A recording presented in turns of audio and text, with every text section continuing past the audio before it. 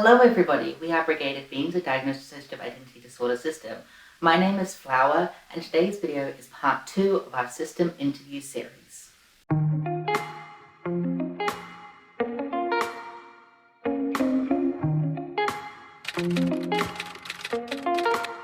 We are actually not going to feature in this video very much. I'm going to give you a very brief introduction and then I'm going to hand over to 9 different collaborators, or more than 9 technically.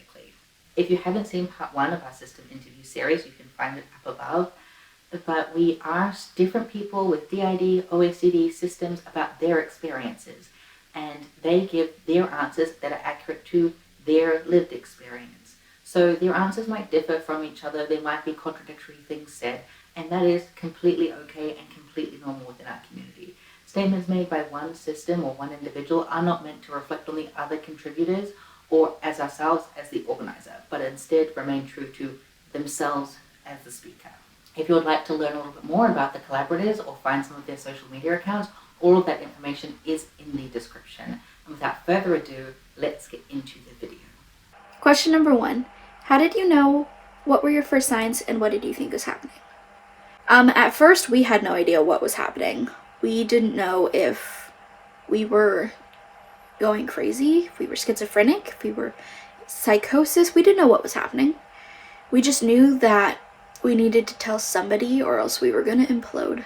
So for us, we had been going to therapy for the traumatic thing that happened, and we started describing dissociation to our therapist. We had no idea what dissociation was at the time, but we described not really remembering things, getting places without any knowledge of how we got there, doing well on tests and stuff, but not remembering any of the content that we had learned for those tests. And she pulled out this book. It's right here. It's called All the Colors of Me, and I think it's by Anna M. Gomez. And she read this book, and we got to the part about having parts, having alters, and we just started bawling because it's everything that the book was describing was how we would feel. And it was such a crazy experience because right then we started changing the way that therapy was going, and we started talking about parts and dissociation and alters, and then she met one of our alters and she knew that that's what was going on. And ever since then, more alters have shown themselves, and I think that was 8 years ago. And ever since then, we've been on this journey. I would suggest to anybody who may be watching this video who is self-diagnosed or is just questioning their dissociation and their amnesia, get All the Colors of Me, and read it. And it's meant for children, so it's in simplistic terms, and yet it works for everybody. We first got into researching mental health conditions because a friend mentioned that they had noticed we had symptoms that were similar to BPD. They were also dealing with BPD and thought that we might have had it as well. At the time, we had no idea what BPD was and didn't even know that mental health was a thing. While we were doing research on BPD, we stumbled upon documentaries, interviews, and research papers about DID. Since mental health was a new concept to us, we started looking into those resources since we were interested. The symptoms of DID seemed to line up very closely with some of the things we had been experiencing, and after we gave it some thought, we spent time documenting those symptoms and doing more research. The first symptoms we noticed after doing research was the amnesia and the inner voices that were not a part of our inner monologue. The dissociation was a symptom we had a hard time identifying the first time we became aware we were a system. We were unsure what it presented like. We did not have much of a chance to delve deeper into system discovery during that first period of awareness though, as a gatekeeper decided to increase the amnesia of the host at the time and remove them from the host position after they became aware of the system. There was a cycle of discovering it again and forgetting it for a while. People would mention mental health conditions to us and we would track our symptoms. We would do research and end up at all the same conclusions. The separated states of identity became more obvious further on as our mask began to slip, especially after spending the lockdown as a period of self-discovery. We spent a lot of the time journaling and thinking about our identity, especially our gender, sexuality, and interests. At that point, we had cut off a fair amount of friends because we did not feel safe around them anymore. However, we'd stumbled into a new group, and one of these people from this group claimed to have DID, although he has since realised that in his case, it is a different mental health condition, and he noticed that he'd seen similar symptoms in us. Like I said, we'd been journaling during the lockdown, and through this journaling, the alters began to communicate with each other in order to vent out their frustrations and better protect the host at the time. They didn't really have names, and instead would go by the letters of the alphabet, as a way to indicate that somebody else was talking. We spoke about this with the person who believed we had DID, and it confirmed his suspicions, along with some of the more intentional system tracking we did, like keeping track of when we were forgetting things, for example. Granted, this person was not a positive influence since he would constantly reinforce the idea that we were a system, despite our amnesia trying to kick up a notch to protect us from that discovery, similar to the first time. I can understand why he took such actions, since it can be scary to see the people you care about struggling to accept things about themselves. However, my recommendation is to let people approach things when they're ready to in a safe, stable, and comfortable environment as well as mental state. This person reinforcing that we're a system, though, did make us aware of it to an extent where we could not fully deny it. There were some instances of denial and amnesia from specific parts, as well as us as a whole just going through it, of course. But nothing managed to completely stop our system discovery at that point. And that was 5 years ago, actually. Since then, we've been doing as much research as we can, with all the resources we can access, as well as making sure to track and manage our symptoms the best as possible. For us, besides the, dissociation where people would be we would ask people constantly, why we were zoning out a lot, because we would, stare off into space, and dissociation for us, especially when we were younger, felt like staring at something and then our eyes getting locked on that and our vision getting really messed up and colors being too bright and then our brain sort of feeling like cotton candy essentially, and then we'd have a missing gap of time or completely forget whatever was happening, and sometimes that was triggered by things, but sometimes it was just rebooting. We now know that a lot of times those were switches, but that was one thing, and people told us that was just zoning out, so we thought that was zoning out for a while. And then another huge thing is we thought the secondary trains of thought and voices were our conscience, but the thing is there were more than two, and we don't remember a time where there was ever just one train of thought in our system. We don't remember that ever being a thing. Granted, we don't remember before the age of 5, except for one memory. One thing that was super impactful, I guess, is there'd be one train of thought that had an American accent. We grew up in Tennessee, and our secondary trains of thought, which we now know to be different alters, they were British. Whoever was fronting at the time, who was one of the main hosts or whatever, they just thought that was our conscience, and everyone's conscience just had a different voice. At school, people would come up to us and be through the entirety of our schooling, people would be why were you British earlier? And we fully thought they were fucking with us and thought it was a joke. And then we switched schools, and then people kept saying the same thing. And then every school we ever went to, people would say the same thing. And we'd have no memory of ever being British. And we thought it was just some weird joke. But after the 6th school, it's okay, maybe it's not an inside joke, and maybe this isn't the Truman Show. And now looking back, we know oh yeah, that was literally just when other alters were fronting. I don't really remember, which is a shame. I know I suspected in high school when I was 16. I was on the phone with my ex-boyfriend and zoned out, and when I came to, he was calling me a different name to get my attention. He'd told me I was talking about how much I enjoyed dogs, an animal I used to have a pretty severe phobia of, and only in the last few years have I gotten over. I knew I had a lot of medical trauma that I carried with me during development, but I didn't realize I had any more, or if I did, didn't realize the extent of it. It wasn't until my diagnosis that I learned how severe my amnesia actually was, and that other people remember a lot more of their life than I do. When you live with something your entire life, you find a way to normalize it. At one point, I told a therapist who suggested it might be schizophrenia, and since I experienced psychotic symptoms during flashbacks, I'd assumed that's what it was for a while, at least until I got confirmation at the end of 2022 with my diagnosis from a DID specialist. I prefer saying how long I've been diagnosed rather than how long I've suspected, because late 2020 was my path to getting a lot wrong about the condition, and late 2022 was the start of a genuine understanding of what I have to deal with. So I was 6 years old when this happened. An alter took over my body for the first time. And at the time, I was playing with kids my age with a paper toy. So at some point, my paper toy got blown away by the wind and ended up in a pond. So my friends were laughing at me. And then suddenly, I was inside my head, like sitting inside my head. And there's this like television in front of me. And that's where I watched what was happening. And I saw my body like snatch my friend's toy and throw them into a pond. And then when I was in middle school, it would happen consistently, and I got into fight and have problem with my classmates. So another sign that I noticed when I was 13 years old, this is around year 2013.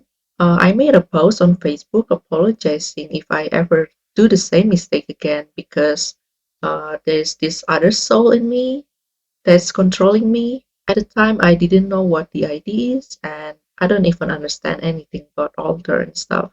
And then my best friend would comment on that post saying that, yes, she agreed, and she felt like I have two souls in one body.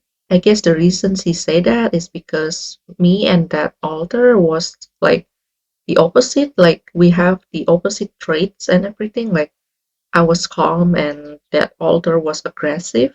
Another sign is my mom would tell me that I dislike the thing that I like. That is the weird one because I have favorite food, and my mom would say, "I thought you say you didn't like this one." Like I was so confused. And then I would have like a blackout amnesia where one day or two was gone, and I woke up the next day and like I was asking my mom like what happened, like did I go to school yesterday? And my mom thought I was joking because she also didn't know about the ID. For us specifically, the story that we always like to go with is called the mashed potato story. When we were younger, we were getting food for dinner, and one of the things was mashed potatoes. So we were getting the mashed potatoes, and my younger sister said, "You don't like mashed potatoes." And I had always believed that I did. So I was like, "No, I've always liked mashed potatoes. Like, that has never been a thing." But my family then confirmed, "No, you've never liked mashed potatoes." So that was the first sign I distinctly remember. So for us, we originally thought that it was just an internal monologue. Like, we kind of thought everyone was like that. Everyone has multiple trains of thought. Retrospect, that doesn't make sense. After that, there was a very brief, probably about a week, maybe half a week, where we thought that it might have been psychosis, but ruled that out pretty quickly. And then took about a year after that for us to figure out that we're a system. Gaps in memory, a lot of dissociation. It was definitely picked up by other people. When we were younger, we actually had to do a whole lot of testing to sort of figure out the root cause of it. We had to have a hearing test to make sure that it wasn't that we were just not hearing people talk to us, not responding. We also had to do a brain scan to make sure that we were not having absent seizures that people were unaware of. And then we had to do the dissociative experience scale questionnaire. That was kind of how we figured out that we had high levels of dissociation, and it kind of went from there. How did we know? We didn't realize at all that this was not the way that the general population's brains functioned. Kind of never occurred to us. So when we found out, obviously, like a lot of puzzle pieces clicked into place, and there was this like movie-esque light bulb moment being like, oh, okay, yeah, nope, that makes perfect sense. But in reality, I don't know that I can sit here and tell you about what the first signs were, what I thought was happening.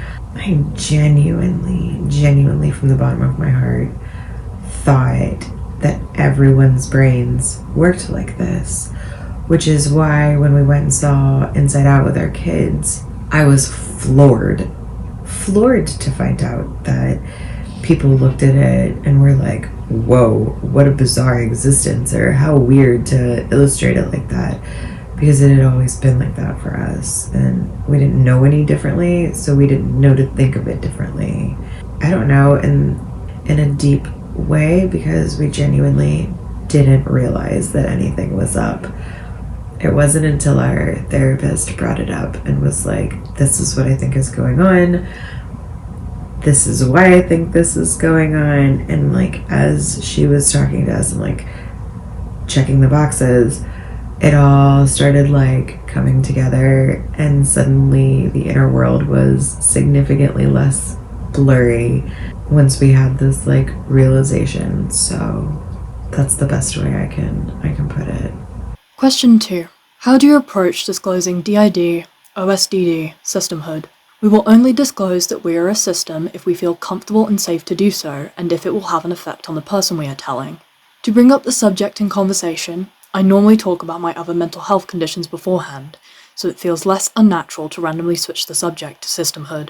It is my mental health condition to manage, and I do not need to explain in detail unless it will have an impact on the other person, in which case I will ask the individual if they would like to know more about my mental health conditions and what amount of knowledge they possess on DID, since this is the type of systemhood I experience. Some people prefer not to get into the subject, so I give them the option to back out of the conversation. But if they agree, I will inform them I am a system, and how it specifically affects me and how it could affect our interactions.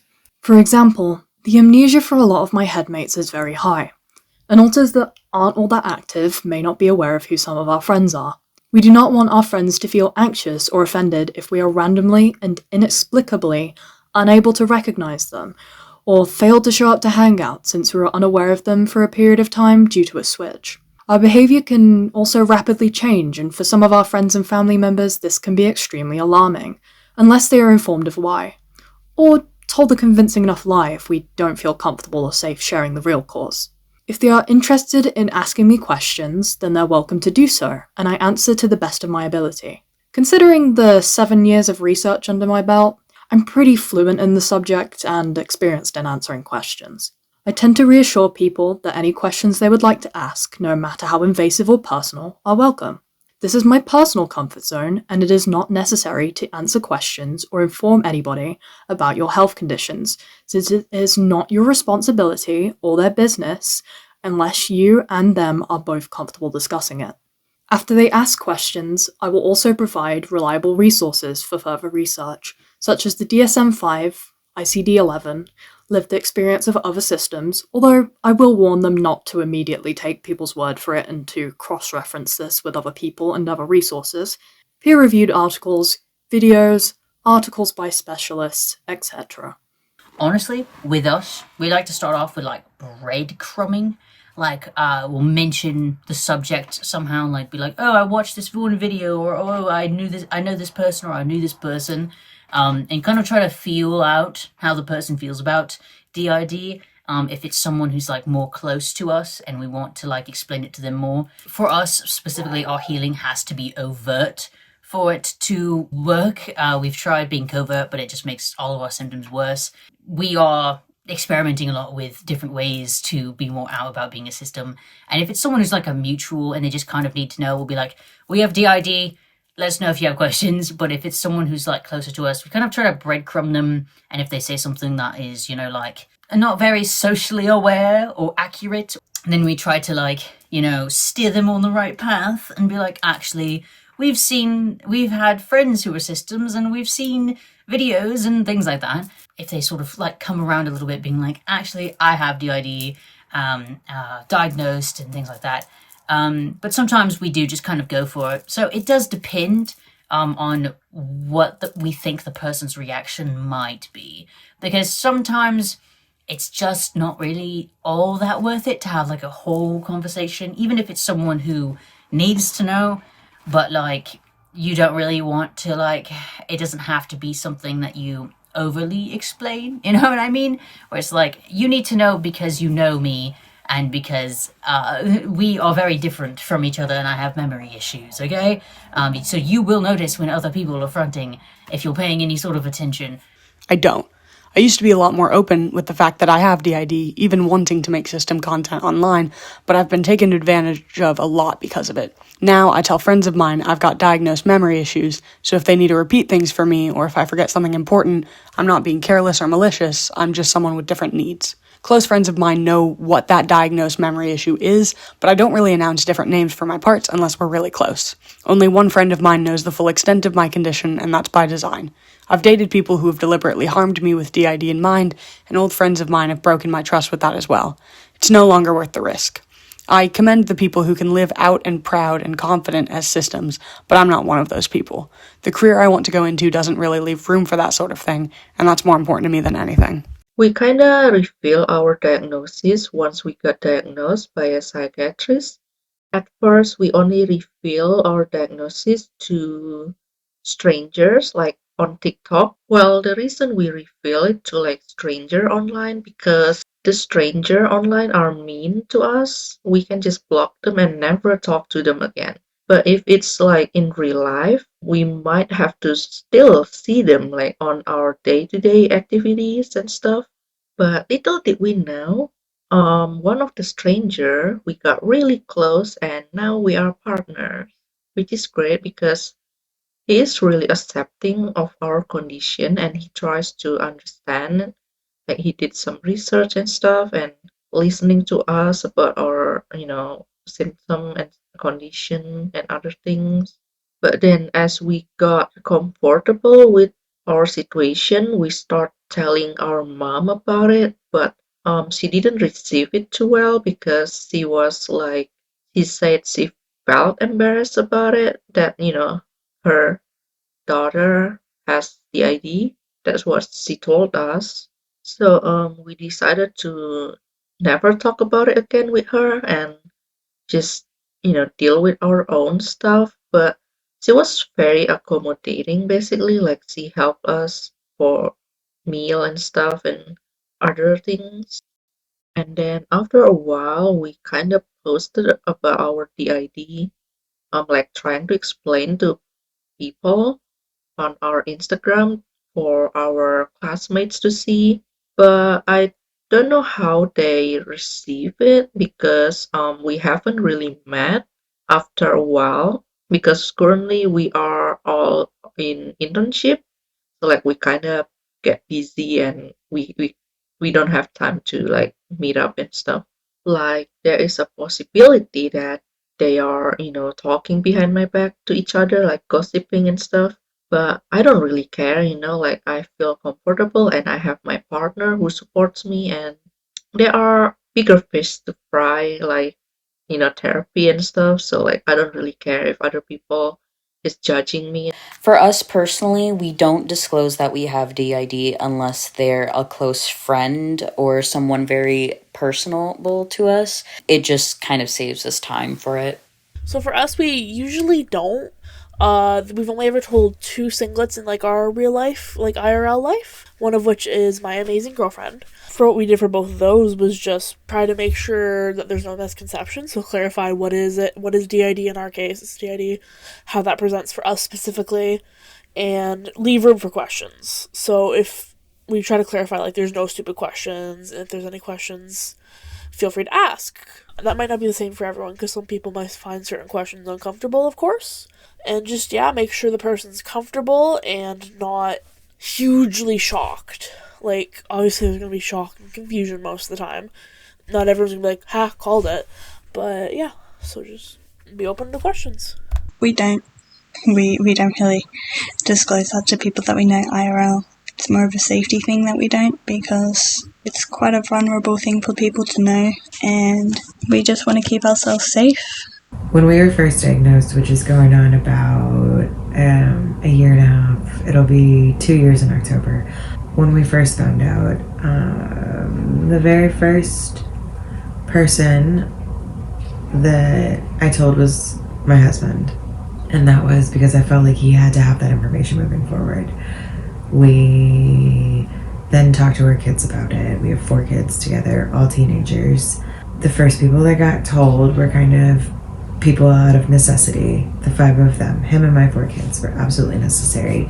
Needed to let them know. From there, it was kind of, who did we feel safe having this information? Because at the end of the day, that's kind of what it boils down to. Who do you feel safest with? Who do you know might not understand but will still be supportive? So I moved through a couple of friends. I talked to a couple of friends afterwards and let them know. And then it became a little bit more necessity. The very beginning of us being diagnosed, there was a lot of rapid switching. There was a lot more amnesia. And so we kind of told the people that might experience it just so they were prepared. But since then, it has kind of been very much, if I feel safe sharing this aspect with you. So not all of my family knows. Only a handful of my clients know at work. And I'm okay with it. I'm okay with them finding out kind of, I don't want to say organically on social media, but organically on social media. I'm okay with it. I'm not embarrassed by it. I'm not ashamed of it or trying to hide it. It's just sometimes people finding out on their own means that you don't have to witness the reaction, and it makes it a little bit easier. So in the general sense of this question, we approach system disclosure cautiously for safety purposes. So for us, we only have a few core people in our life at the moment that know. That includes the therapist that gave us the diagnosis, both our parents, both our siblings, and our 2 closest friends. Besides that, we don't really tell people that we have DID unless it's going to majorly affect our relationship with them. Most people just don't really need to know that fact. For our system specifically, we've gotten really good at managing dissociation and amnesia. It's not perfect, still work in progress, but we've gotten better at it, and so it doesn't really come up as an issue for our system currently. But basically, the way we approach disclosing it is, if you're a person that's going to be in our life consistently, regularly, and we trust you, we will tell you.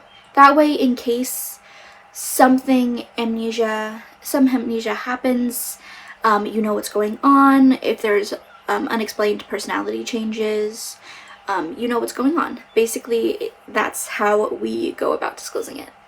Hello, my name is Lucius, and I'll be answering question number 3. What are the best and worst things about being a system? We'll start with the worst things for us. Besides, of course, like general dissociation, memory issues, and the trauma, a huge thing that is honestly the worst thing, in our opinion, about being a system, because trauma and things like that, there are grounding tools and there's healing tools and things to help that and lessen the impact in a negative way and things like that. But the worst thing for us about being a system is definitely socially. People's reaction when you tell them that you're a system. Some people think that means, okay, then you need to be a constant encyclopedia of every mental health issue there is, or like, oh, they feel like you owe them a declaration of all of your traumas, or they feel like you're a diagnostic tool and feel like, oh, you can tell me if I have it, you can tell me if my friend is faking it, you can tell me, things like that. And of course there's the losers on fake disorder cringe, and all of the pseudoscience that they like to spread, and that definitely adds to the stigma. And there is a very big, for some reason, wide acceptance of making fun of and talking down on systems, and of course a lot of misinformation and things like that. And it's very unfortunate that people are so stupid, and it's annoying because it affects everything. It affects systems when they're first learning about their systemhood, and it can make it more scary than it ever needed to be. And the misinformation they spread is absolutely horrible, and I think way worse than a lot of the stuff that people say on like system TikTok, like the discourse there or whatever, like people's reaction can be very, very annoying, and some people treat you as if you're a threat, and some people judge you solely based on if you like a certain source that you have. Note, my name is Lucius. My last name starts with an M, and the things that I have been called, the things that I have been told to my face, as if like people seem to think that you get a big book of who you get to choose, who you split from, the type of personality traits you hold, and different things like that. And that's just not reality at all. And if they did the bare minimum of research, they would know that.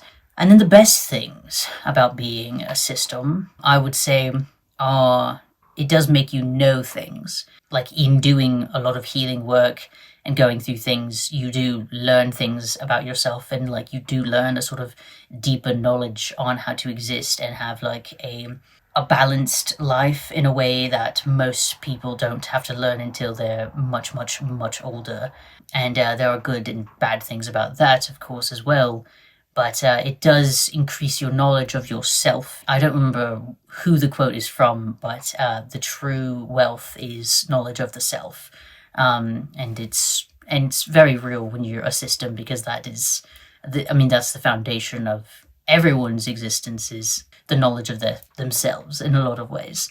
But I also like the camaraderie when it comes to your systemhood. And I know a lot of people are like, ooh, it's not friends in your head. You should never say that, basically. And yes, there's alters who have beef, and there's things like that, and alters who are scared, and alters who are very, very happy, and things like that. There's always differences, but there are also a lot of similarities that you can find in like playing video games. Taking turns playing video games with different alters is something that we do and practice in our system to build sort of connections and things like that, and we find common ground, and it can really be, if you lean into it and practice grounding and healing. For us, like I think Sebastian said, we have to be overt, so expressing that more and expressing our commonalities while strengthening each other, it's something that is quite beautiful, I think. And I'm very happy that my system exists, and that I've been protecting them since we were a tiny child, and I will keep doing it to the best of my ability until all of the stars in the universe die. I don't have a laundry list of good things about being someone with DID. In fact, I'd say most of it is awful. I don't have the fun friends in my head everyone talks about. I don't have inner world parties and super funny and convenient switches. I'd say the best part about being someone with DID is having someone you can trust who understands parts of you that you don't. My best friend and I see each other twice a year, and when we go out, she'll point out things in shops that certain parts of mine will like, things I won't even think of because I don't always remember those personal interactions she has with them. Having someone like that and having the ability to connect despite the fragmentation is the best part. I think the worst part has got to be the flashbacks. Emotional, physical, any and all of them are distressing. I don't know when certain sounds or smells will make me lose hours of my day. Most of my dreams are flashbacks of some kind, and half the time I don't even remember what I'm flashing back to. Because they're so intrusive, it can feel like I'm making them up entirely, but the fear is still very real and very debilitating. It makes starting a life and a career difficult because any new environment I step in runs the risk of making me flash back to being as young as 3. Even without being in active trauma, some part of me is always in it. There isn't a clear-cut path to recovery, and since I have so many divided pieces of myself, those pieces are in different stages all at the same time. I'm constantly relearning about trauma and how to move past it with every part I find. Tertiary dissociation has made my recovery journey multiple times longer than it really needs to be. I have parts of me that have lost as much as 16 years of my life, and living with gaining that time back on top of the flashbacks is incredibly overwhelming. So the good thing about being a system is each of us has different skills and knowledge. So like one of my alter is like good at coding, like better than me at least. And for me, myself, I feel like I'm good at 3D modeling, and because we have different skill set, there's this worst part of being a system, and that is, so we have this internship, right, as a 3D modeler. And if I'm not fronting for the internship work, then none of us can do the work because I'm the only one who is able to do 3D modeling, like has the skill for it. And there's this one time that I would go to a cinema, like I order a ticket online and I forgot to look at which room it was, but a voice in my head shouted like it was at this room, and it was right when I checked for the second time. So it's kind of nice to have, like, like someone to tell you about something that you don't know. And another best thing about being a system is that I feel like I'm protected, and like each of us has our own roles, so like we don't get overwhelmed by something. But with that, well, there's the worst part, which is amnesia, and like either the blackout amnesia or the gray out amnesia.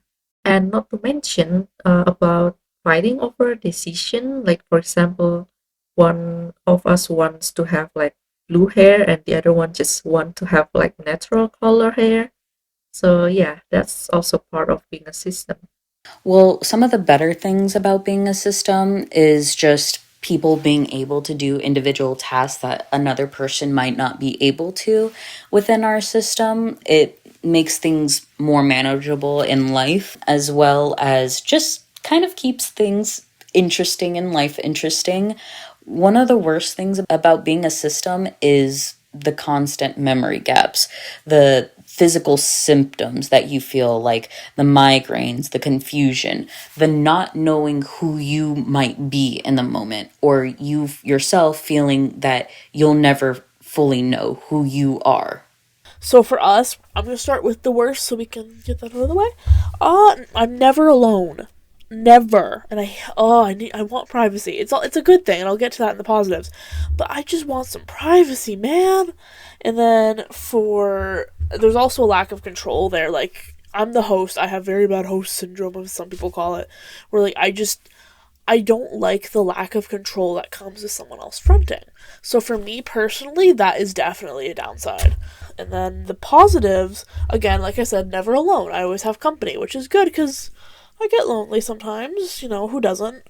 So it's nice to kind of have someone, even if it's internally, to chat with. There's also that sense of community, which kind of the same thing, but it's just, there's people I know care about me because I literally experience their thoughts. I know that they can't really lie about that very much.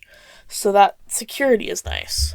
I mean, the worst thing is that we had to endure a lot of trauma, especially in our childhood, but also going into our teen years as well. The best part is that it has kept us alive. It has allowed some of our alters to live trauma-free because they don't share the traumatic memories that other alters have. It helps keep us alive, but it can also be the latter as well.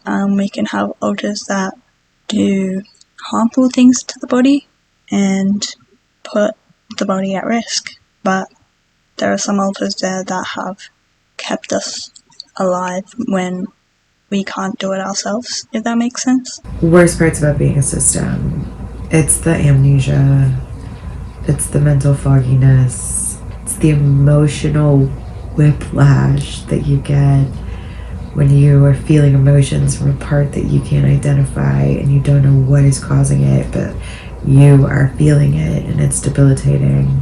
It's the disconnect between brain and body and not ever feeling at home in your skin and not recognizing yourself in the mirror and not having access to 90% of your life, having to hear about your life from other people who are explaining things that happened to you, but you can't connect with that memory. That's pretty tough. Best part about being a system, I joke all the time that at the very, very least consolation prize, that we're really fucking smart, because that's the only way that this happens, that you have to have like a really, really capable high IQ for your brain to work like this. So like, it might be fragmented, but at least we're smart. I do joke about that. The other thing is just, I guess, hearing from my kids and my husband as they form relationships with the parts and they grow attached to each other and they enjoy spending time with most of the other parts and listening to that, seeing Aoife's art just move and grow and change, and her talent grow from the drawings that she was doing when she first started a year ago to like all of the paintings behind me that she did. Having other parts feel safe enough to finally come out and use their voice, because we have such a safe and supportive space in which to do that. So hearing that parts are getting their voices back, that's the best part, at least for me. It's knowing that there is growth, and that although I can't remember everything and I struggle with the day-to-day symptoms and issues, that at the very least some of the parts are thriving and doing so good, and it makes me proud of the work that we're all putting in. For us, the worst part is that no one alter is the body. We can't do any significant changes without the entire system agreeing, which for some alters that experience gender dysphoria or body dysmorphia, it can be really, really hard. And we have several alters that would like to get top surgery, but we have several female alters who like the way that the body is right now. And it sucks that we can't make everybody happy. But for us, a positive is that we're never by ourselves, truly. Some alters in different systems may see this as a con, but for us, our daily life right now is a little bit stressful, and things can just randomly pop up that will trigger us, and it's nice to know that we have some parts that don't get triggered as easily, so they can come up front and handle those difficult situations and let the people who do get triggered calm down inside away from it. If I had to say what one of the best things about being a system was, it's probably that we can get a lot of different points of view on the same situation without having to talk to somebody externally about it. Talking to other people and gathering a range of opinions is good, it's healthy even, but sometimes with my trust issues and how I struggle to put my pride aside, it's not exactly the easiest thing to do. However, I have this whole network of alters sharing my brain that I can communicate with, and that'll have diverse opinions from mine, and they'll tell it to me straight because they're not afraid of offending me or hurting my feelings. Plus, it helps us see things from a lot of different angles. It's really healthy to be able to see a situation in many different lights. It's obviously easier said than done, of course. It's pretty energy consuming, but it's putting the overthinking that we have to good use. Now, onto the other side of the coin. For me in particular, one of the worst things about being a system is probably how much of a headfuck it is. I've caused so much chaos in the past because I didn't understand what my headmates were thinking and feeling about some of the people they brought into our life, and since I always ended up being thrown into front during romantic or unpleasant interactions, I would always react negatively. I'm not really one for romance, and, I've been exploring the idea that I may be a romantic lately, and I think it would probably make a lot of sense. I'm the alter that destroys most of our romantic interactions, and it's not because I mean to be destructive, it's because I end up being dragged into front against my will, and, kissing grosses me out. I can't pretend to be in love or whatever, and I don't really react to things calmly or smartly. I don't really mask well, and I can't be nice about how I didn't want to be in the situation. I know it's not my fault or the other person's, but it's just I can't really handle those situations well. So I end up hurting people's feelings without meaning to do so because I get overwhelmed and lash out. But yeah, the lack of communication and control over us switches can be killer to our social life, mood, and reputation. It's terrifying not knowing what sort of things you'll end up fronting to next. It's terrifying not being able to properly control your emotions and reactions because you have no warning before you're thrown into hell. And it's terrifying to know that you're the one who ruined a good thing for the rest of the system, and that the others might not understand where your actions came from and might despise you for it. It's painful wanting to do the right thing, but not really getting the opportunity to, if I'm being honest, because I do not want to lash out like that, but sometimes it's against my will with how sudden and jarring it is to be thrown into front an uncomfortable and distressing situation. So yeah, the worst thing about being a system for me is probably the fact that it helps us in so many ways, but also tears us apart in so many others. It helps us survive, but it really destroys our potential to function like others around us. Question 4. What accommodations have you made for your system? The biggest accommodation, and maybe the most controversial one that I've actually gotten a lot of flack for, is how I refer to myself. I don't refer to myself as a system, I'm just a person with DID. When I first discovered and suspected I might have DID, I leaned pretty hard into the plural presentation and language, and it made my symptoms a lot worse. Having the understanding that every part of me is a piece of a whole has done me wonders. It's given me control of my life back, at least the parts of it that I can have control over. I take extensive notes, let friends know I'll need reminders for things, and try to live in the world as one person with severe memory issues and PTSD. It's not perfect, but it works for me. I also keep food in the house that every part of me will eat. A lot of my parts who hosted for years only remember eating certain foods, and since I've got a lot of sensory issues surrounding food, I try to accommodate myself by keeping things I know are safe at home. Same goes for clothes or any comfort items. So there are a few things that I did to accommodate the other alter. For example, if the littles want toys, then we would save up and get them the toys they want once the money is there. And then sometimes I would like to trigger someone up because they need time for themselves, basically. So I know that time is not only mine when I'm a part of a system. So we kind of do that because the others might want to do something they like to do, like playing games or talking to our partner and other stuff like that. And for the external accommodation, well, it's not really much so far, but at some point I wasn't fronting for our internship work as a 3D modeling because each of us has different skill set, right? I believe our protector had to went to a psychiatrist to ask for a sick note from a doctor. And the other external accommodation that we have is our partner. He is very patient with us and understanding, and he would help us to catch up basically if we don't remember what happened and stuff. So yeah, he's the best. So, the system mates that we have together all have their individual things that they like and dislike, and I do believe this goes into a later question, but some of the accommodations are like having different toys or different items that an alter may need at any given point, things that will make them more comfortable being out in the external world. So for us, we do a lot of journaling. We have 3 separate journals for different purposes. One of them is what we call the quick jot journal, which is probably the most helpful, where we have a key of different symbols, and each symbol has a different meaning, obviously. So for example, it could be like an event that happened, or a memory we want to remember, or a to-do list kind of thing. And we just jot down with that key everything we did in a day. So if someone forgets something, it's there. Because amnesia is a big thing a lot of the time, just memory loss. Other than that, we try not to stress too much about logging our front.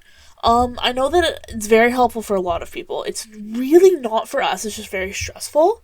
So, if we log front, we log front. We try not to worry too much about it, though. We write everything down. We study and we work part-time and we have a lot of appointments, so we write everything down. We have our work roster saved as photo on our phone. We put it in Google Calendars and we get a notification before work starts. We have a weekly schedule in our bedroom that we write down our whole schedule down. We have a fortnightly schedule in our kitchen where we write everything down, any appointments, work, study, etc. So it is definitely going to be seen one way or another. At least someone is going to see it, and that's really worked out well for us because there is no way that we would be able to remember our schedule or keep a job without these sort of accommodations that we have created for ourselves. To-do lists. me as 37 has a to-do list on the homepage of our phone that is all of the things that I have to take care of. So it's like making doctor's appointments for kids, emailing schools, handling IEP meetings, all of those things, making sure that I write down when bills are being paid and what needs to get done. For other parts, we have post-it notes to leave notes for each other if we need to, because our internal communication is just not very effective most of the time right now. So there are post-it notes. I have tried really hard to give, especially the more fronting parts, safe spaces in our house that are theirs so that they feel comfortable. So we have an entire art desk in our living room that is filled with 14 Aoife's art. We've got a library and a fake raccoon skin cat for Puck, for him to feel comfortable, and we let him hide his food in certain places so that he feels safe and that he's going to be okay and have food. Six has dinosaurs everywhere for her to feel comfortable. So one of our biggest accommodations has just been providing items and space for parts to feel like they belong and like they are welcomed and like they can be themselves. Well, first of all, we allow everybody in our system to wear what they want, do the makeup how they want, and just express themselves the way they want to. Because the reality is we are all our own people. No matter that we share one body, we all have our own dislikes and our own likes. I mean, you could probably tell by our clips that we don't have one specific aesthetic that we try to conform to, because that's just not how real life works. Another thing is that we all have our own hobbies, and so if you were to look around our room, you'd see a bunch of different hobbies and interests. Twyla collects books. Drew loves to play the guitar. We have a guitar. One of our middles is obsessed with anime. I mean, we're all obsessed with anime, but he specifically likes a couple that we have figurines for. And we just want everybody to know that they are valued.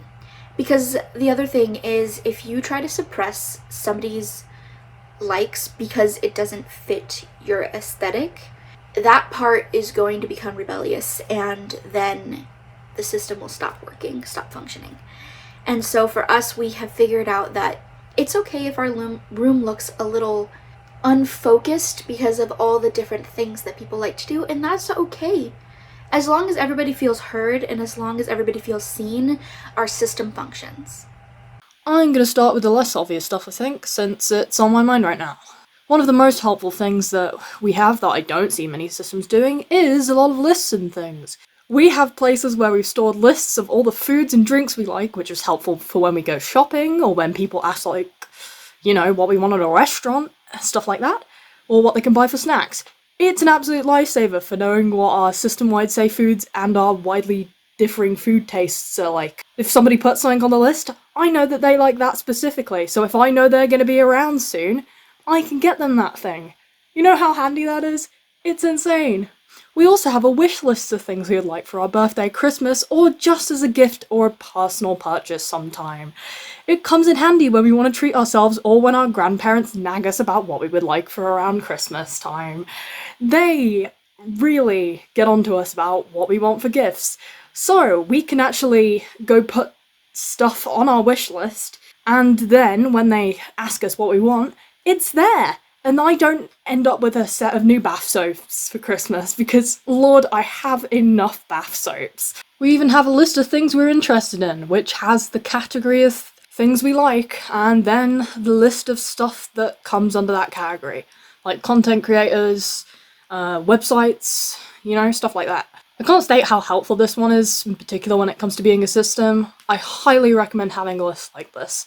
It comes in handy for when I'm blanking out on what I like, what I want to do, stuff that I normally get into. It comes in handy when there's new authors discovering what they're into, and when old authors are discovering things they like too.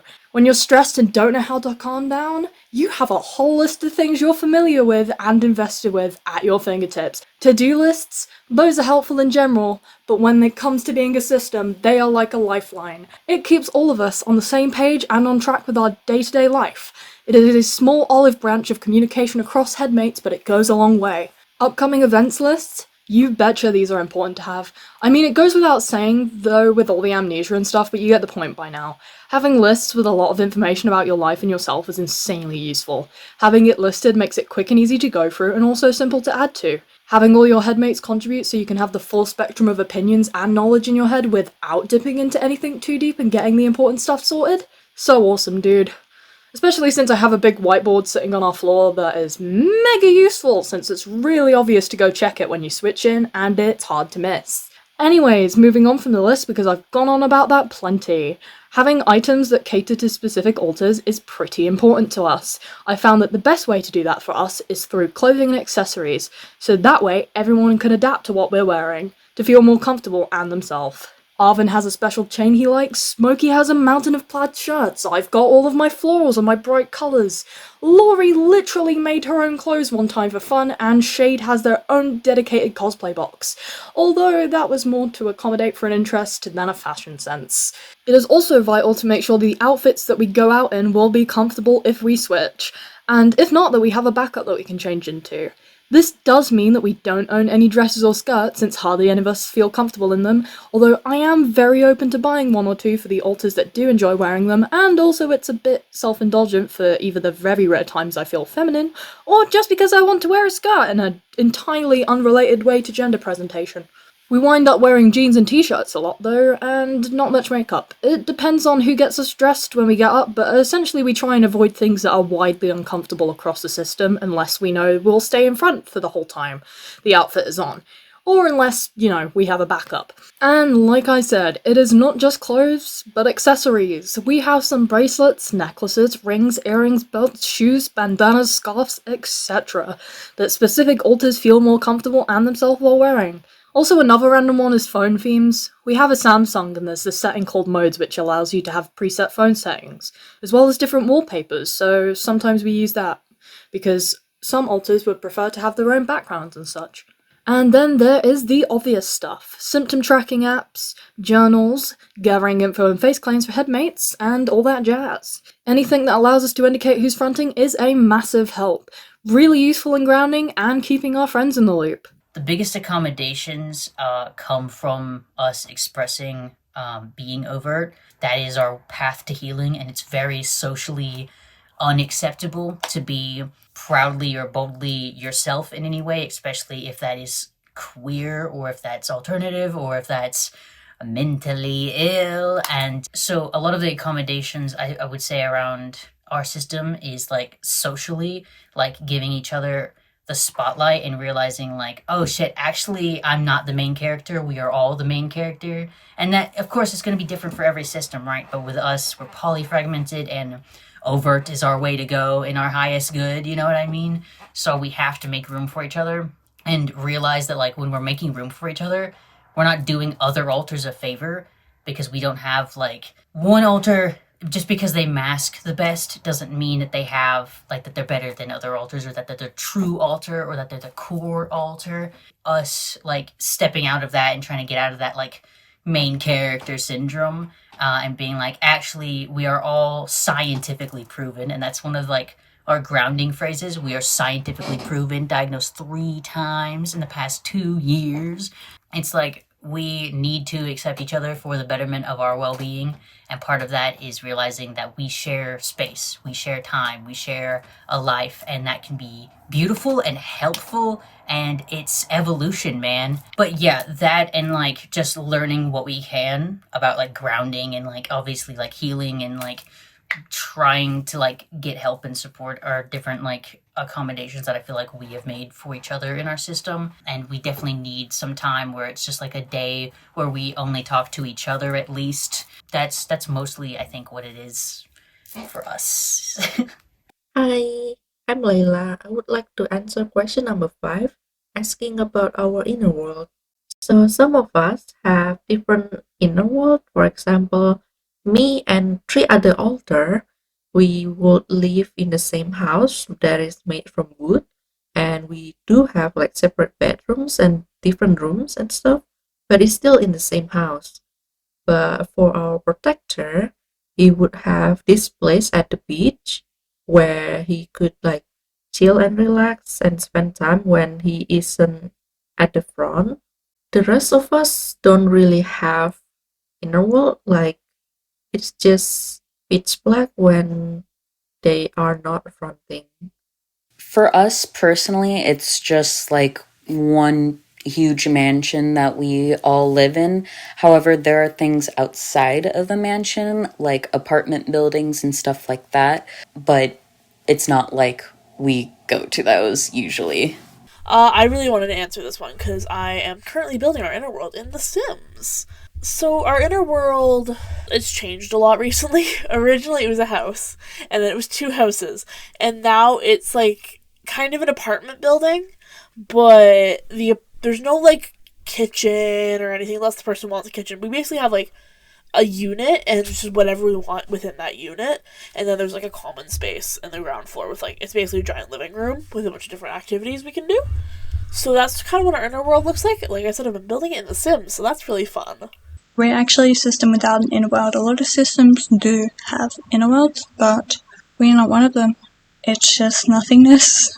Our inner world is complex and a little chaotic. We are the enterprise system because that is the imagery that our childhood brain locked onto as a safe space.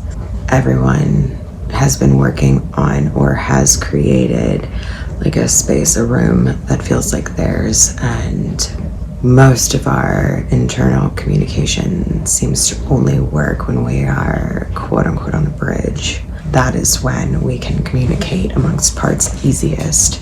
37 is still not great at that, so it is something that she still struggles with, is being able to communicate with us. In fairness to her, we did block access to a lot of things for a really long time, so I'm not surprised that the communication is muddled, but our inner world is a ship made up of safe rooms and some open communication spaces. This is a random reference, but if you've ever seen United States of Terra, there's a scene where she is communicating with her parts in a boardroom, and it feels similar to that, although it looks like the bridge to the USS Enterprise.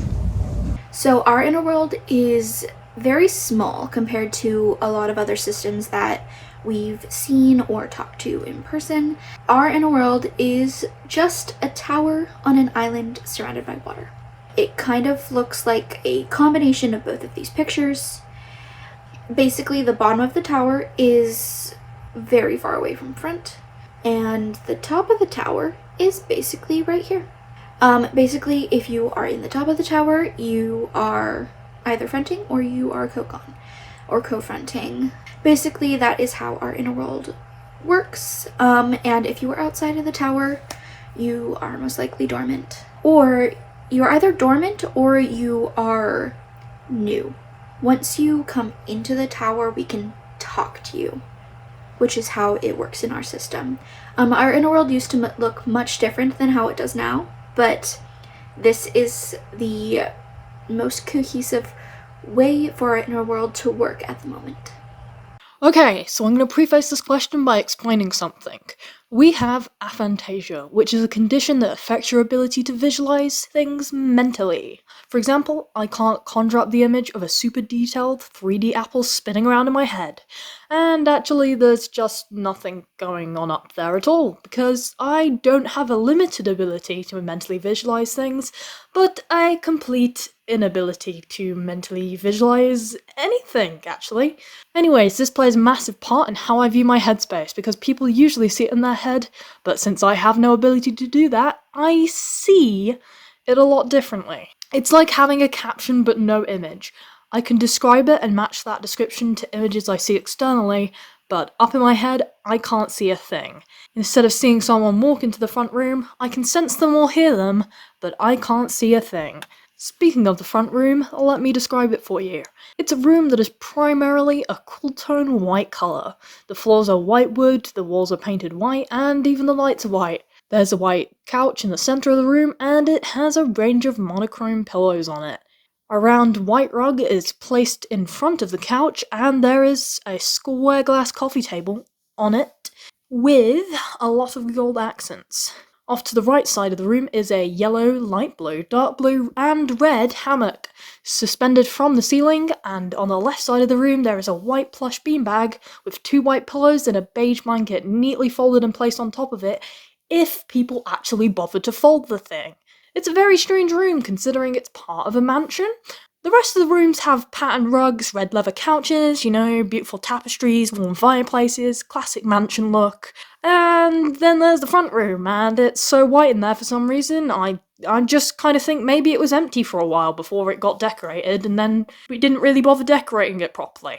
Our headspace is honestly massive though, with lots of layers and such. There's the hospital, the cherry blossom forest, libraries galore, an abandoned looking train station, places that look like they're from a vaporwave aesthetic Pinterest board, you name it. Shout out to the gatekeepers. You're really helpful when it comes to making maps of headspace. I don't know what I'd do without you. For us specifically, we've been maladaptive daydreaming since we were very, very tiny, so our inner world is pretty, I'd like to say, luxurious. Other authors would use grungy or dusty, maybe, or maybe even musty, but only certain places. For us specifically, I'll give you a little rundown. We have Gotham City, which is our biggest city in Headspace, and it is a combination of a bunch of different cities from different medias that different fictional interjects fictives are associated with.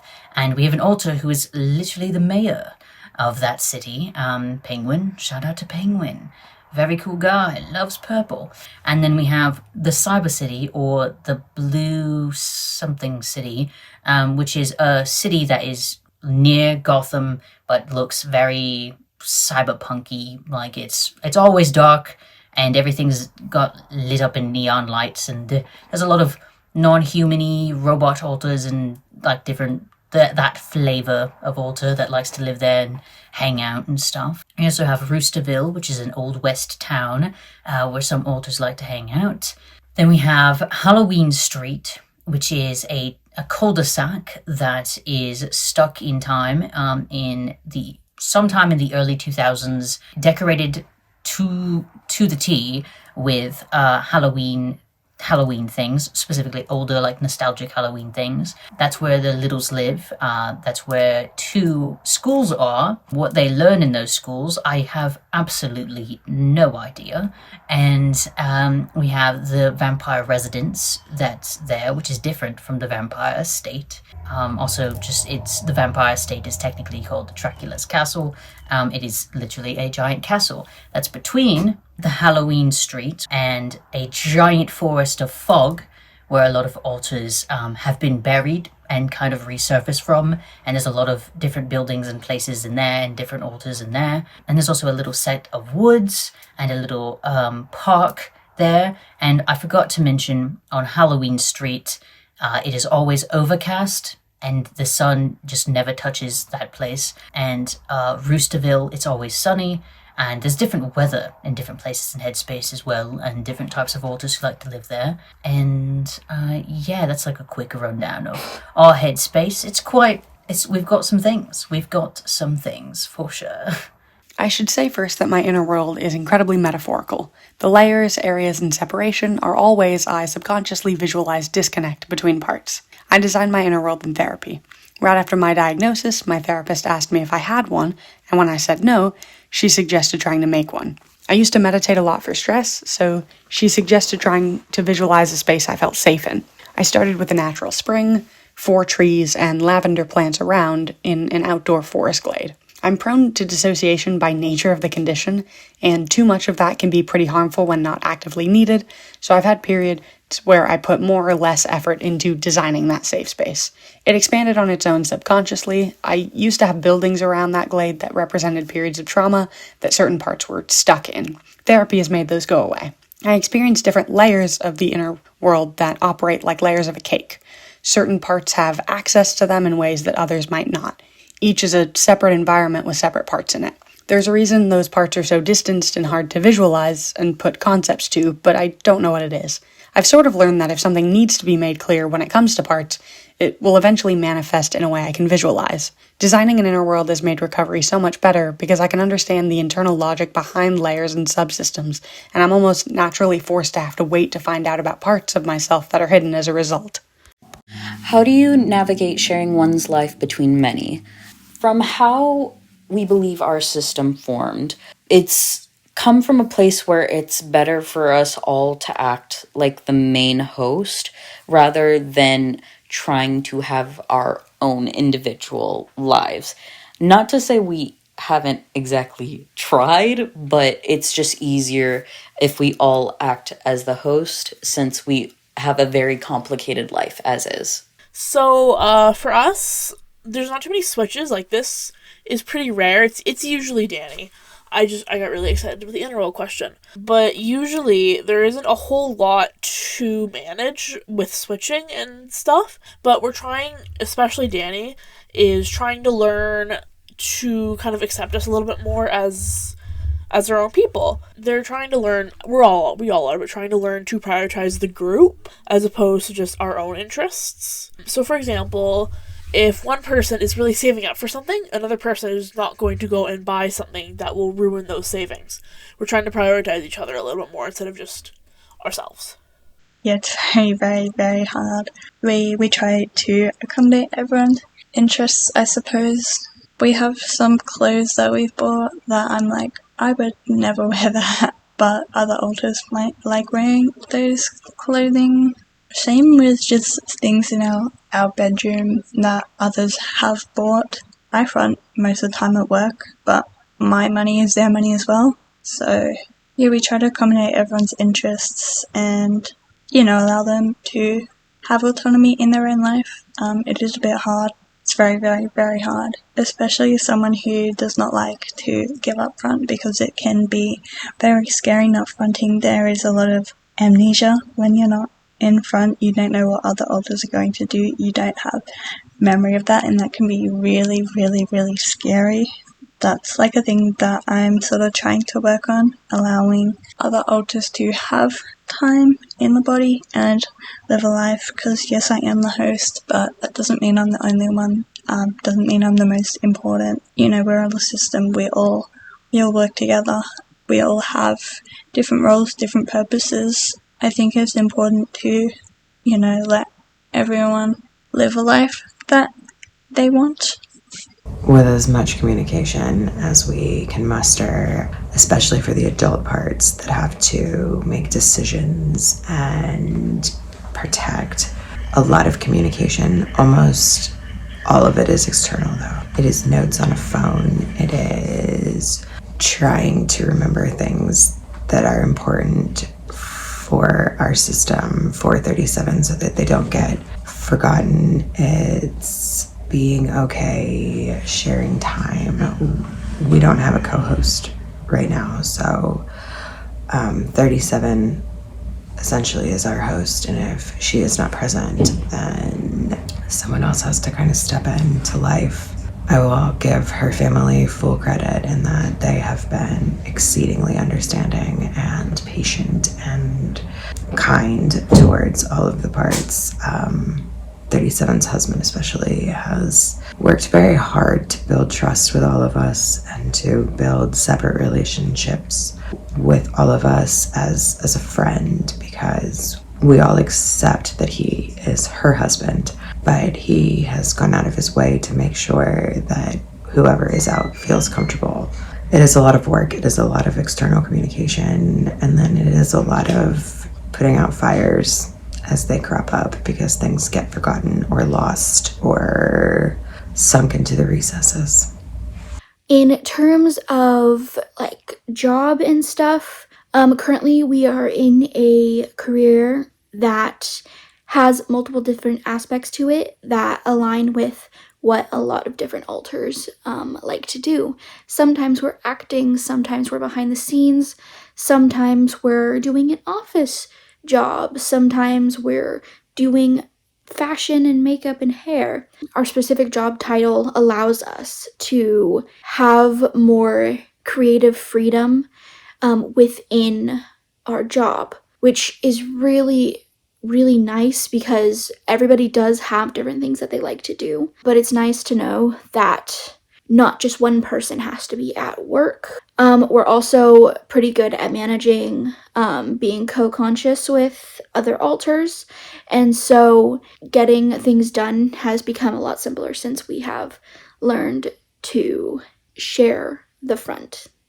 By not really treating it as many, we are collaborating to make a life that we all enjoy and can be proud of. There's definitely a few outliers who would like to do things drastically different from the rest of us, and we try to make them feel included and heard as a part of our life. But at the end of the day, we won't stop those parts from trying to live their own lives if they'd like to. Mainly since they'll start to understand that they will never live a truly fulfilling life when they ignore the rest of the system in pursuit of singularity. Seth is one of the main examples we have of this, with him at one point shutting himself off from the rest of the system and having his own set of friends. But the longer this went on, the more it tore both the life he built and the one that we had collectively built apart. You can't build multiple lives as one person. People often view DID as multiple people in one body, but it is more like multiple parts making up a person.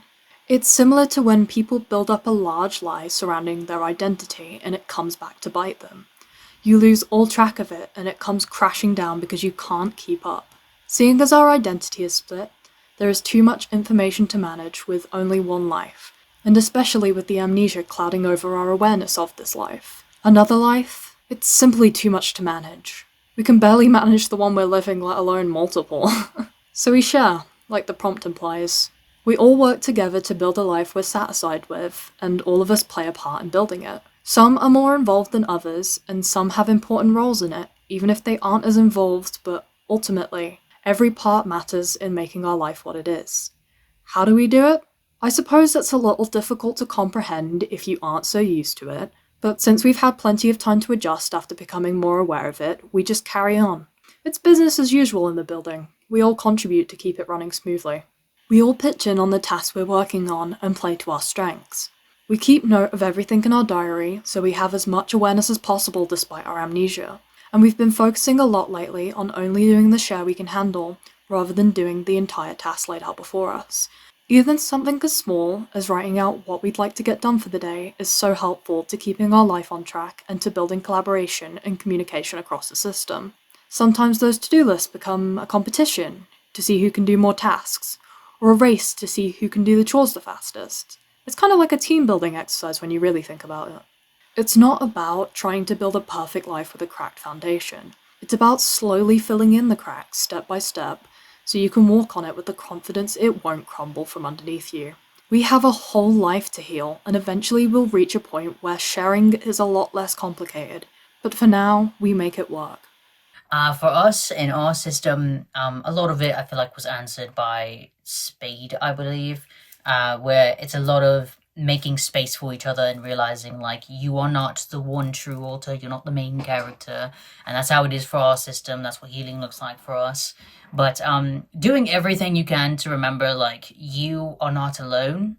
And even when that statement feels threatening or scary, and sometimes it will feel very comforting and loving, sometimes we'll feel very neutral about it, because it is just a fact of life. You will never be alone, which means all of your problems will never be just your problems, which means you are not Atlas with the world on your shoulders. We are here built to share. And that means every problem you ever deal with, every issue, every chore you don't want to do, you can ask for help. You can look internal. And of course, you have to build that and build trust and communication and healing. And you still have to do a lot of work in other ways. But for us specifically, the biggest hurdle that has come with our disorder hasn't been like the healing from the trauma, because we've been doing trauma work since we were quite young, to be honest. And there are therapy modules to help you deal with trauma and cope with certain traumas, but the biggest issue we've had is allowing each other the space to exist and to acknowledge and validate each other, essentially. And it is very difficult because different alters feel differently about being in a system. So you just have to find common ground as much as you can, give people time.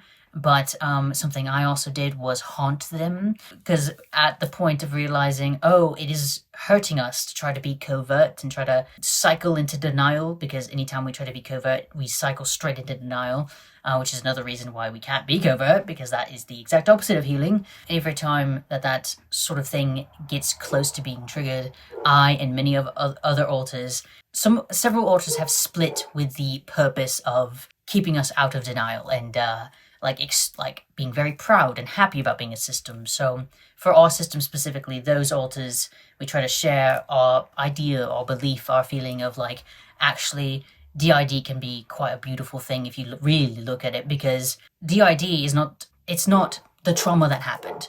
It is the survival that happened. Our system is evolution itself.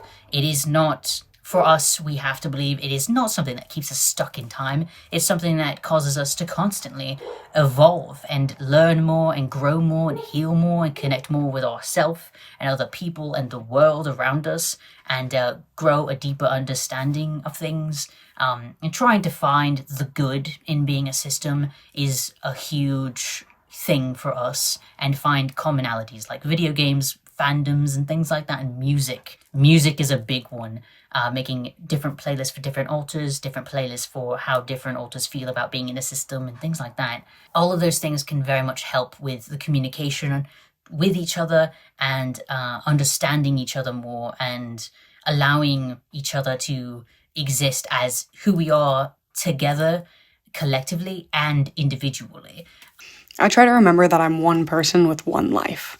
I don't like being referred to or like to consider myself many or multiple, because that's not what DID is for me. I try to view it how I really experience it, sharing my life with pieces of me that haven't caught up yet. I keep things consistent and safe. Learning about trauma-informed practices for teaching has taught me a lot about myself and what would have helped me as a kid, so I try to apply any of that knowledge when it comes to parts of me who feel younger. It's not exciting. Navigating my disorder means keeping my life pretty boring, and I like it that way. Until losing time stops being a regular occurrence, I stick to safe places and safe people. I still have moments where I end up in bad situations, but making my environment consistent has helped a lot. My latest scare had me injured and without my car after I got into an accident and got my car scammed away from me. And while I couldn't have done anything about that, going to new places, going long distances without notifying people, just isn't an option for me right now. I'll get there, but I'm not there yet. So we have this journal where we would write our agreement and rules for one another. So we kind of respect that. So it's like, if we respect that, then they would respect us too. So it would make things easier for us, because, for example, if I have a friend and another alter doesn't like my friend, he would not mess with my friendship with this person because he respect what we wrote. And it's like that saying, like, we respect to be respected. So yeah, it's something like that. And of course, there are gonna be things that we cannot find the middle way. For example, an alter wants to have a short hair, but the other alter wants to have a long hair, and we can't really afford like buying a wigs, like hair wigs and stuff. So what we would do is, if this year we go with short hair, then the next year we would try to have a long hair for those who wants to have a long hair. And of course, the other thing is, like, a few of us doesn't really want to show our face in, like, on TikTok. If that's the case, then we would go with who has the higher vote. Like, if most of us vote for like showing our face to make video, like making comedy video, then we would do that. And I feel like our alter communication has gotten better because of therapy and journaling. Question 7. Do different alters experience / have different diagnoses / symptoms / sensory experiences, etc.? For us, not different diagnoses. We share our diagnoses pretty much, but we express them and present with them differently. For example, I present a lot of our ADHD and quite a bit of our autism, whereas V is very, very heavy in our BPD, our borderline personality disorder. So it varies by person to person. Another example is Lila, our little, is very sensory sensitive compared to the rest of us. So it really just depends alter to alter, but there's not like different disorders between us. Yes and no. We all share the same diagnoses, but some alters might carry it on heavier than others. For example, we have Sal. They hold a lot of depression symptoms. They struggle a lot more with depression than I would. We have alters that hold a lot more memory of trauma. We all have complex PTSD and it all affects us, but it might affect them more because they have access to more of the memories. We wouldn't say we have different diagnoses. We all share the same diagnoses, but it may have a stronger or weaker effect on specific alters. And same with sensory experiences, I guess. We all have the same taste buds, but some alters may prefer specific foods over the other. Some alters can wear different clothing that other alters might find overwhelming in a sensory standpoint. Yes, 6 is allergic to cats, so if she spends too much time fronting in the house and one of the cats touches her, she will get hives and get itchy eyes, has to take Benadryl. We have a part that is completely nonverbal and either communicates with American Sign Language, which 37 never learned and I never learned, or using text messenger technology. We all have anxiety, but a few also fit on the autism spectrum and have been diagnosed separately with autism spectrum disorder. We have different reactions to allergies. What makes 37 uncomfortable will make the child parts have a more severe reaction. So to answer your question, yes, different alters do have different diagnoses, do have different sensory things. Obviously, we all have very different mannerisms from each other, and inflections in our voice, tone, word usage. It is all based upon which part you are talking to and who is out. For our system, yes. More specifically, just the symptoms part. None of these things have been officially diagnosed yet, but we've been in the process of figuring them out. We have a middle who is mute. He uses ASL, and he experiences a lot more of what we think is autism than a lot of the other alters. We also have an alter who has really bad OCD, specifically symmetry OCD. We're working on it. And collectively, we have a tic disorder. We've had it for over 10 years now.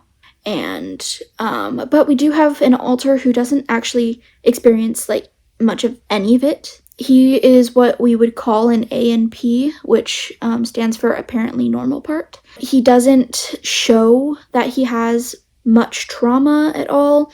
He doesn't tic. He doesn't have any OCD tendencies. If we are experiencing what we would call a tic attack or an OCD attack, he will come to front, and it helps everything calm down. So it's really nice to have him around. I wouldn't say we experience different symptoms or senses. It's more like we experience the same symptoms and senses differently. It sounds like the same thing, but I promise you that it isn't. Some of us are more sensitive to loud noises, not because we magically hear them more, but because our focus is more on that.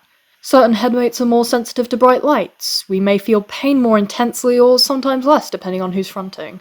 Most of the time we're relatively picky about food, and my spice tolerance is terrible personally, but other headmates aren't picky at all and can handle spicy foods. It is a bit complicated to explain, since we have a lot going on. To put it simply, I'd say that some headmates can tolerate different symptoms and sensory experiences better through being more resilient to them, knowing how to manage them better, or just not experiencing those symptoms at the same rate others in the system do, We all have the same issues, but just in different amounts, and some of us can handle it better while others can't. There are a couple alter-specific disorders and symptoms we've experienced, like we used to have more issues with food than we do now. That was limited to a few alters, although they did happen to be frequent fronters. Sometimes you end up with alters being more dissociated from certain senses or the body too. You can be so out of it that it's hard for your brain to process the information to do with certain stuff, and then boom, your vision is super blurry, even though you don't need prescription glasses. I mean, I personally need prescription glasses, but you get my point. I do want to note, though, that every alter must have DID and CPTSD, even if certain alters appear to be less afflicted by it. It's part of the diagnostic criteria, and it affects the whole system. Neurodivergencies are also a system-wide phenomenon, obviously these being things like autism, ADHD, Tourette's, stutters, dyslexia, etc. They affect the brain, and since the whole system shares that brain, the whole system will have the conditions, even if it does appear to afflict certain alters less. Some things like dysphoria and anxiety may be limited to just a few alters though. It's complicated to work out which things have to apply to the whole system and what could apply to just a single or few alters. For us, there are symptom holders who experienced an increased rate of symptoms for a certain disorder, like ADHD and bipolar. There's also symptom holders who experience just a singular symptom more often, like denial or dissociation. On the flip side, there's also alters who are more resilient or less affected, and know how to manage certain symptoms better. We call those symptom managers. It can feel as if we're experiencing something different entirely sometimes, but that's usually not the case. It's just us processing sensory information differently, or being less or more bothered by it, and experiencing each symptom we all have at a different frequency to other headmates. For us, definitely, and it really depends on, like, who's fronting in that.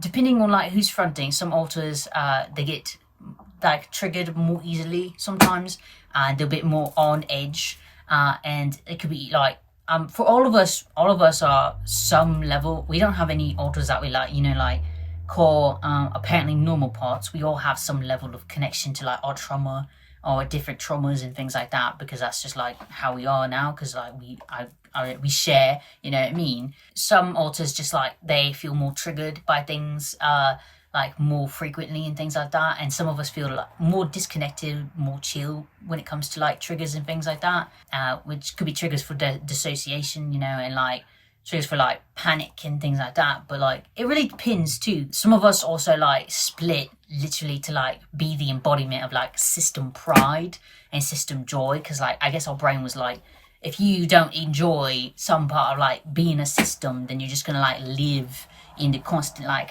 agony, you know what I mean, of being like, like pitying yourself constantly. And I like, it is mad, it's mad, literally. Like being a system is like, it's difficult, and there's obviously, negative things that have happened to you and things like that. For us specifically, we split alters who like literally are like the embodiment of system pride, you know what I mean? And like they love being a system, and they're trying to like get other alters to like at least get neutral instead of, hating it or being afraid of it and things like that. So we definitely have alters who experience the diagnosis like connection to the diagnosis different. And then there's alters that are like, are mad afraid, you know what I mean? Like, and I'm not trying to be a bellend or nothing, but like, they're like proper like scared shitless of like different alters or just being a system. Because like, it is, it's an adjustment to like be like more okay with like other alters fronting and that, especially if they're very different from you. Because like, it does kind of like feel like some sort of like possession or something like that sometimes. But you do have to just kind of, at least for us, I mean, because like we can only speak for us, yeah?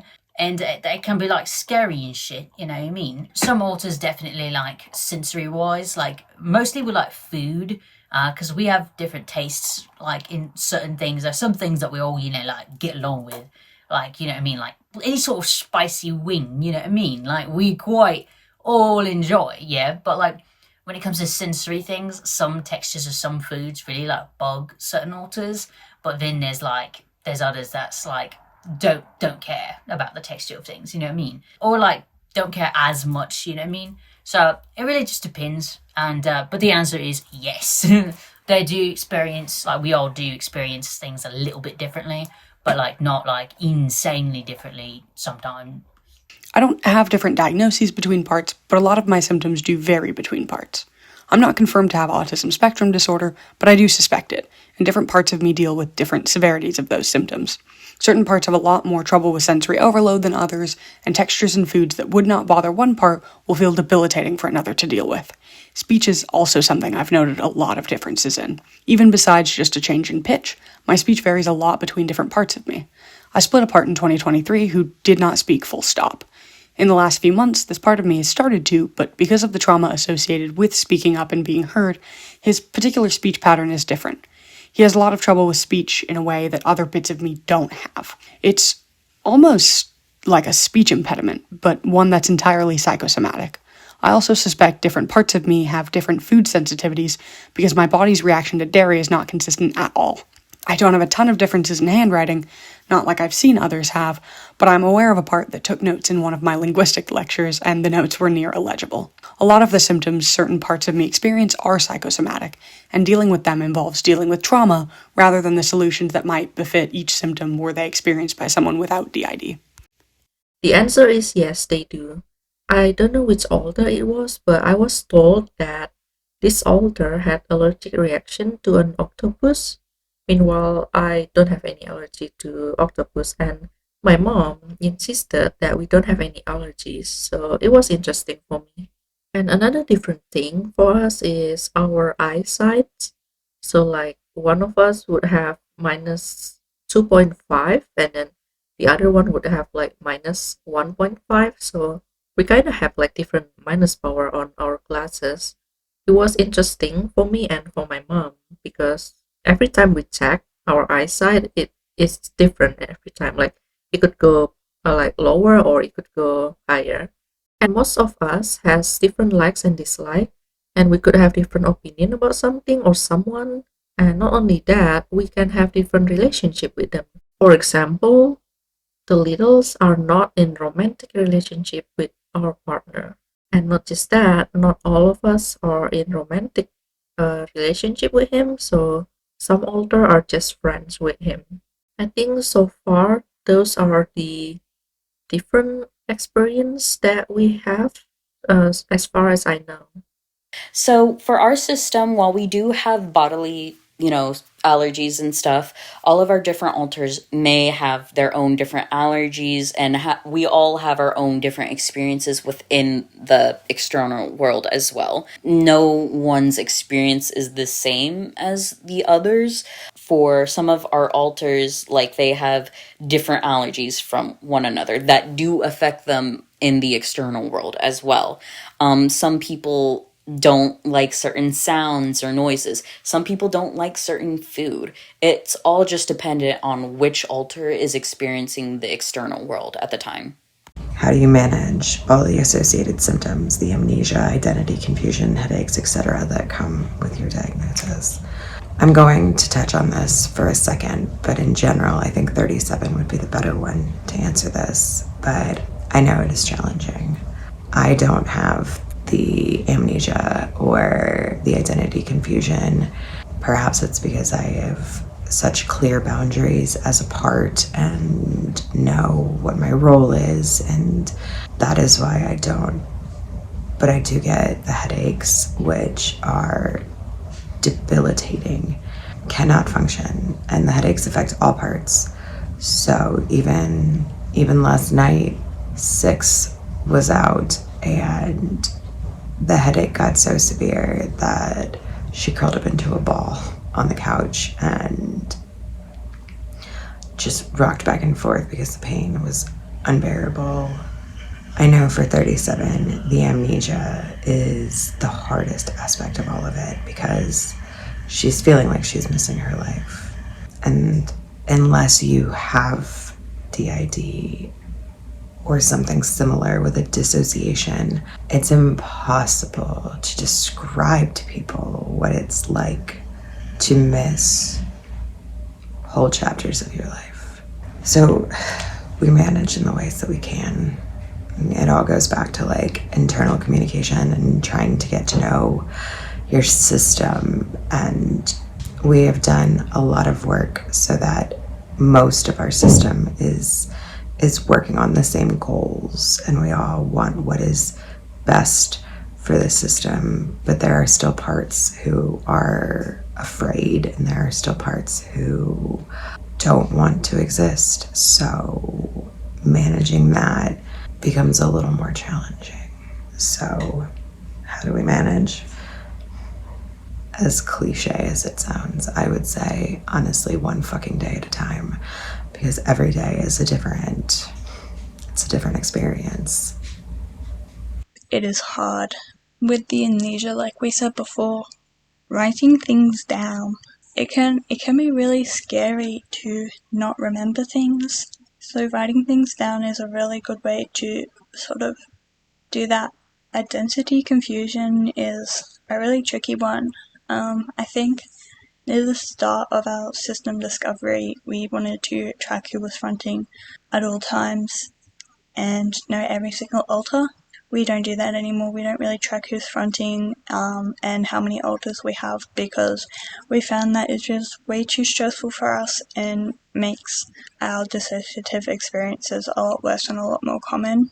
So we've kind of let go of the expectation that we need to know who we are 100% of the time, because that's just not realistic.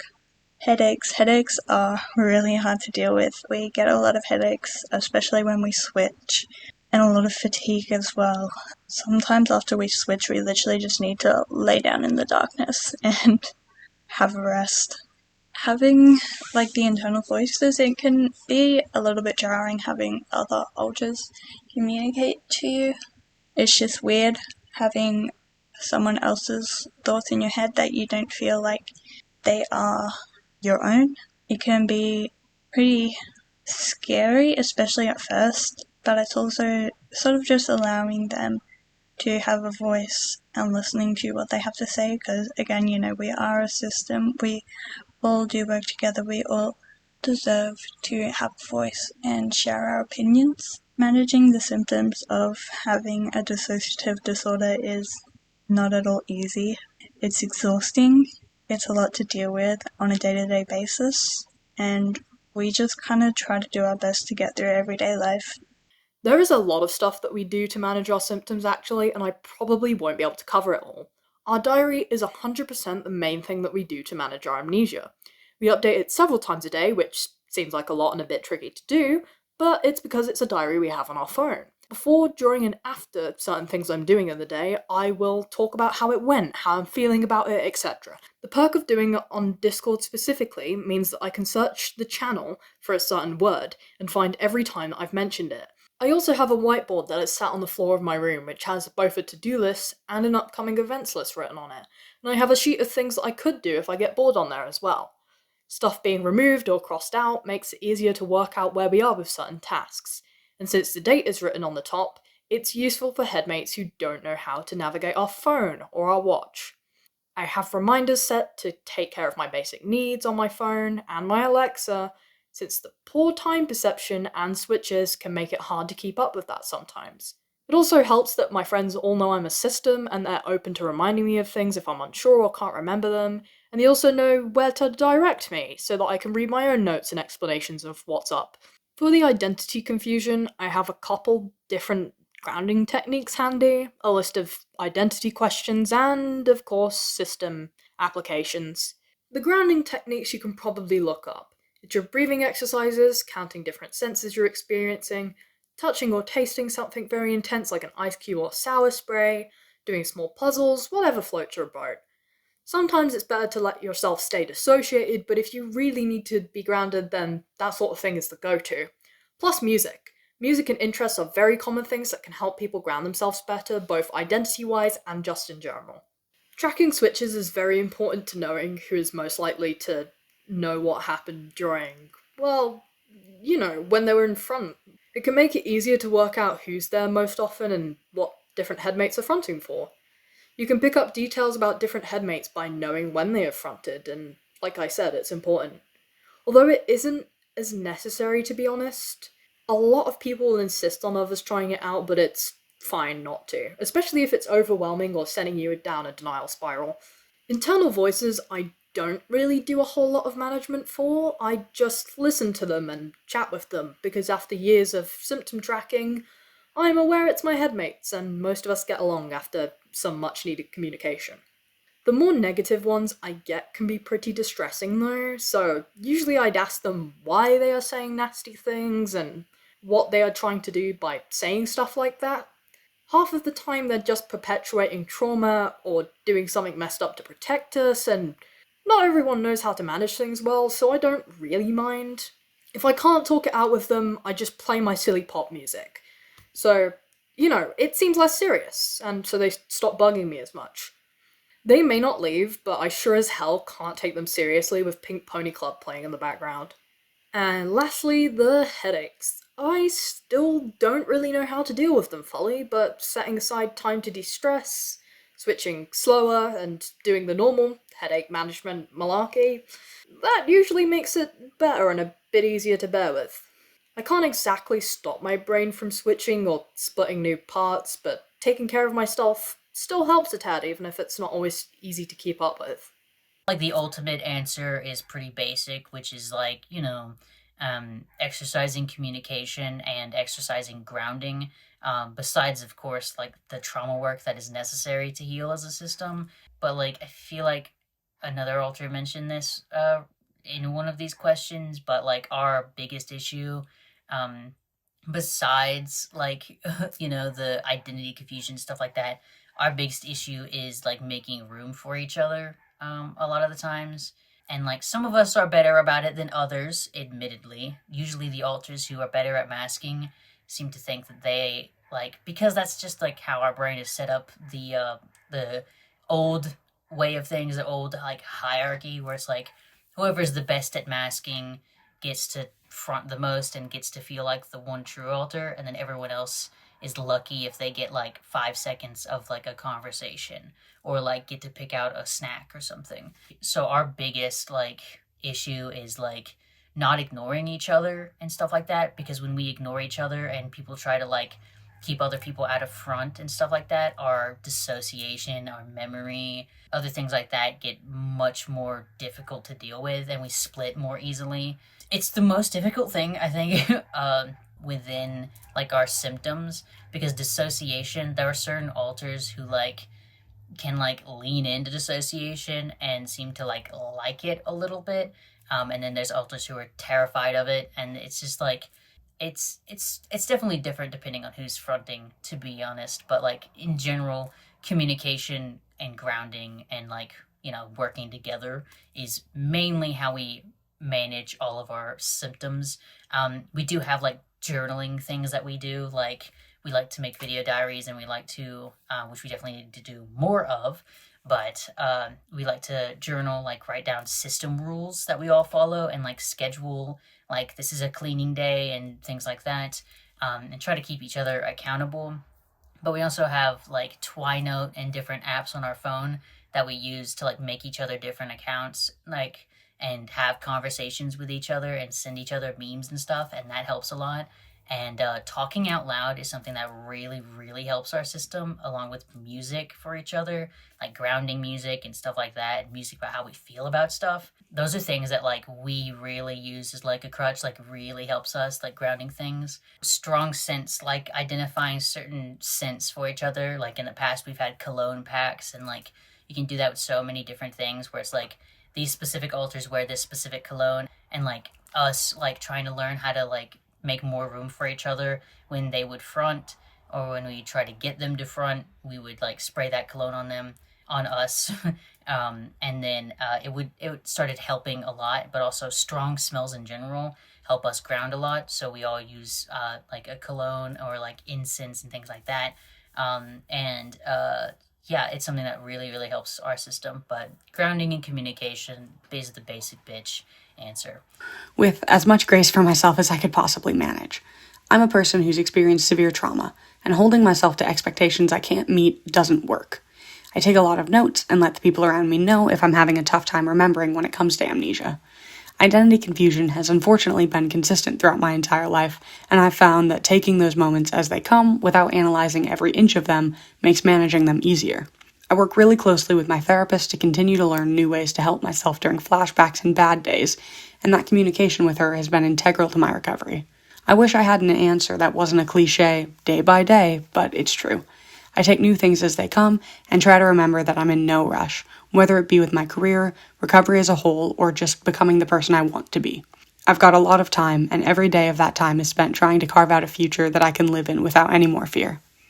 So for us, how do we manage amnesia? Is first of all, we do take note on our phone, and we have a partner that that is willing to like help us when we don't remember what happened or what we said or what we do. And if talking about identity confusion, sometimes we do have like a slow switch which confuse us, like we don't know who's actually fronting. So what we do is we look at the list of our authors' name. We read each one of them to see which one we feel like that's me or that's us at the time. And if that still doesn't work for us, we usually open up our Spotify playlist and see which song we like. And each of us has like different playlists, like it's under different names. And if talking about how do we manage like dissociation, which it happens a lot, usually we just listen to our favorite song that makes us feel grounded, so we don't, like feel switchy and stuff. Well, sometimes it doesn't work, and we have to like lay down and unable to function at all until it's over. For us as a system, we already have bodily disabilities, such as chronic migraines and a few other things as well. So it is a bit easier for us to manage because this kind of just coincides with our own physical disabilities. Things like identity confusion, we have a list of things that can help, our alters figure out who they are as a person, questions, if they recognize certain items, if they recognize how they write their name, etc., etc. As far as switching for us can look different between each alter. However, we've had our condition for over 5 years at this point, so communication is a lot better than what it once used to be. We have pretty good communication overall. For us, again, journaling helps a lot, specifically our quick log, which we were talking about earlier. That helps a lot with the amnesia. Other than that, just trying to accept change in our different alters. For example, I used to present a lot more humanoid and a lot more just like a normal person, but not recently, maybe like 2 months ago. I realized that isn't really how I appear to myself. I'm like a little green alien, and that was really difficult for a lot of other alters to accept. Just that change kind of felt like, oh god, I'm going crazy for a lot of them. Like, oh, I'm making this up as maladaptive daydreaming kind of thing. So that caused a lot of self-doubt, but it's just trying to accept that change, that we will change, and that's okay, that's normal, and that's okay, as I said. Other than that, communication is really important for us. Like, we talk in our journal a lot, but we have really good internal, like, monologue communication, like, our thoughts are pretty clear for most of us. There's a couple of us where it's like harder, but for the most part it's pretty simple. And other than that, it's just trial and error and a lot of research, just seeing what works and what doesn't, what works for other people, trying that, seeing how it goes. Just trial and error and figuring out what works. Thank you all so much for watching, and a massive shout out to everybody involved in this video. It has been a long process. We've been working on it for several months, and I'm so excited that it is finally able to be shared with all of you. If you'd be interested in a part 3, please let us know in the comments and we can start looking into that. I will say that we are also working on a video adjacent to this series, specifically about non-human alters. So if you would like to participate in that, please also let us know in the description, or feel free to email us at lilacsguysmc@gmail.com. That email address will also be on the screen for you to see. I think that is everything. Thank you all so much for watching, and we will see you in the next video. Goodbye!